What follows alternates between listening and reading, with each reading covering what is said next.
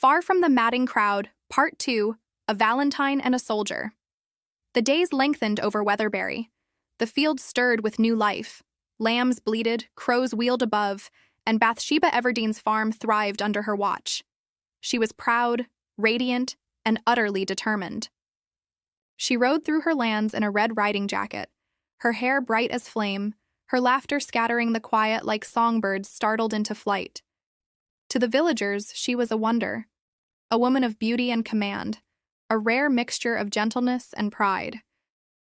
But to Gabriel Oak, she was still Bathsheba, the woman he loved and could never truly have. He kept his distance, steady and loyal, a shadow beside her light. Then came a day that changed everything, not through tragedy, but through a single whim, a spark of mischief that would set hearts ablaze. It was Valentine's Day. Bathsheba, restless and teasing, sat by her window with a stack of cards. She laughed softly at the thought of the local men, farmers, laborers, all secretly hoping for her glance. On an impulse, she took one of the cards, a bright one, with a red heart and the words, "Marry me." She hesitated only a moment before writing a name. Not Gabriel's, Mr. Boldwood. He was a gentleman farmer, quiet, middle-aged, and serious as the stone walls of his manor. He had shown her little attention, almost cold indifference, and that perhaps was why Bathsheba sent the card. Out of vanity, out of curiosity, out of play. She sealed it, stamped it, and sent it off, never dreaming what ruin such a small jest could bring. Days passed. Then came a knock on her door.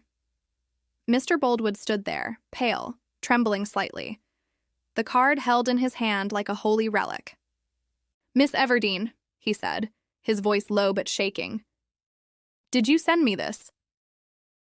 Bathsheba's breath caught. The jest had become flesh before her eyes. She stammered, I meant it as a joke, nothing more." But Boldwood was not a man to be teased. Years of solitude had made him fragile in heart, desperate for warmth. To him, that card had been salvation, a promise that life could bloom again. "I have loved you since I received it," he said simply. "If there is hope for me, even the smallest—" She tried to explain, to soften the truth, but the damage was done. From that moment on, Boldwood's life orbited hers, a relentless devotion growing by the hour. His admiration turned to obsession, his kindness into haunting persistence. Bathsheba, troubled by guilt, tried to keep her distance. Yet she could not bring herself to be cruel. She pitied him, and pity, as ever, is a dangerous mercy. Then one golden afternoon, as the sun burned over the harvest fields, a stranger rode into Weatherbury. A soldier, in a scarlet coat, bright as fire. His name was Sergeant Francis Troy. He had the swagger of a man who knew his charm, and the smile of one who had never lost by using it. His sword flashed at his side, his words sparkled like wine, and his eyes, oh, his eyes, caught Bathsheba's from across the market square, and the world tilted. Troy was everything Gabriel was not, reckless, dazzling, a man who turned life into spectacle. Bathsheba, accustomed to admiration, found herself disarmed by his boldness. One evening, by chance, they met among the fir trees.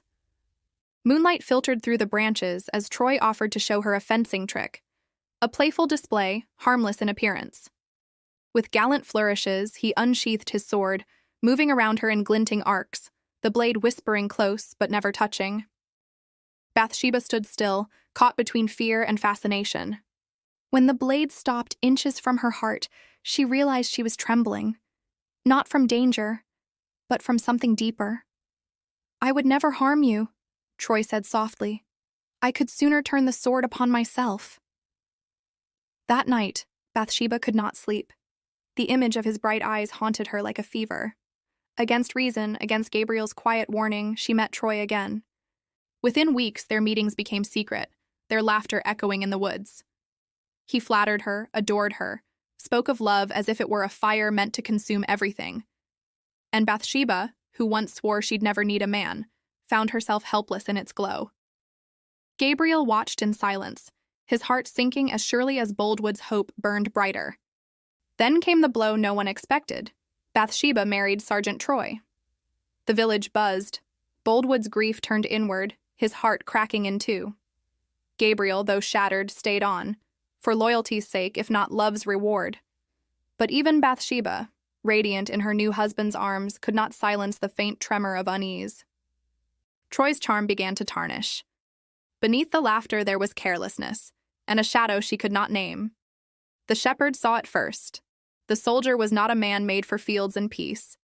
His eyes wandered, his debts grew, and the shine of romance began to dull under the weight of reality. And far away, in a quiet churchyard, another story waited to surface, one that would tear open the past Bathsheba thought she understood. The storm was gathering, and this time, love itself would be its thunder.